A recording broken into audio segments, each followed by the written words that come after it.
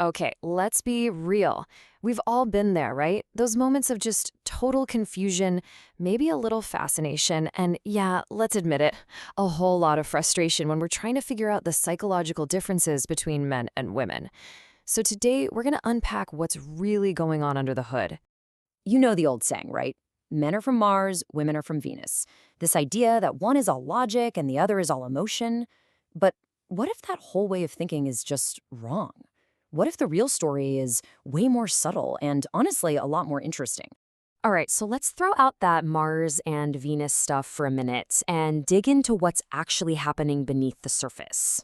So here's the big idea. It's not that men and women have different emotions. We all have the exact same emotional hardware, the same ability to feel joy or anger or sadness. The real difference, it's not in the feelings themselves, but in our core psychological priorities. And just to be clear, this is a lens that comes from evolutionary psychology. Of course, our individual personalities and culture matter a lot. But as a way to understand some really common patterns, it can be, well, a total game changer. So, what are these different priorities? Well, it turns out it all boils down to a core question that's kind of running in the background, subconsciously driving how we tend to react to, well, everything. Okay, check this out. It's kind of like men and women are running on two different psychological operating systems.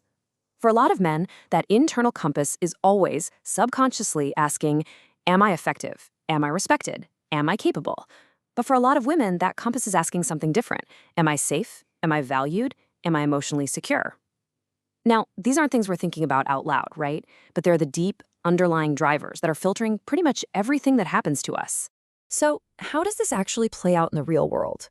Well, once you get a handle on these core questions, a lot of those classic, frustrating misunderstandings, they suddenly start to make a whole lot of sense.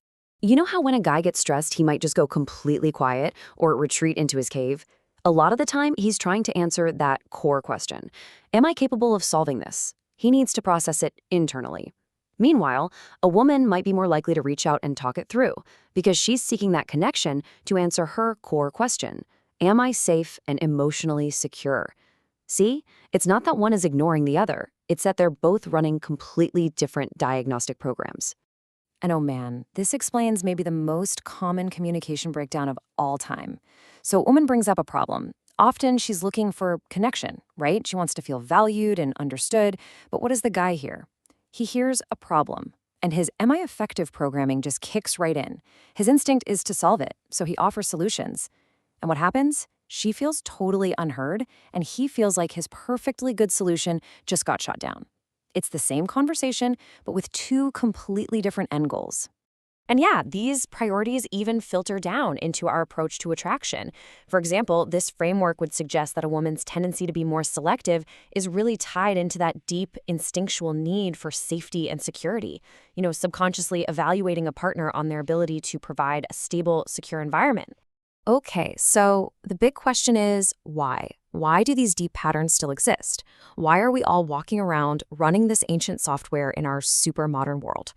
Well, the answer, as it often does, lies way back in our history. You have to remember, for almost all of human history, these priorities weren't just preferences. They were critical for survival. A man's effectiveness as a protector, as a provider, that was everything. And a woman's ability to build safe, secure bonds, that was absolutely essential for holding the community together. Our world today has changed at lightning speed, but our deep psychological wiring, it just hasn't caught up yet. So, what do we do with all this? What's the big takeaway? How does knowing this actually change anything? Well, it gives us a completely new way to look at our interactions. And really, this is the whole key right here. Instead of immediately judging your partner or your friend or your coworker for reacting in a way that seems weird to you, what if you just got curious? What if you took a second and tried to figure out which of those core questions their behavior is trying to answer? It completely shifts the dynamic. You go from you're wrong to, okay, you're different, and now I think I get why. So I'm going to leave you with a thought. The next time you find yourself in one of those classic misunderstandings, before you get frustrated, just pause. Get curious. Try to look past the surface level action and see the underlying priority that's driving it.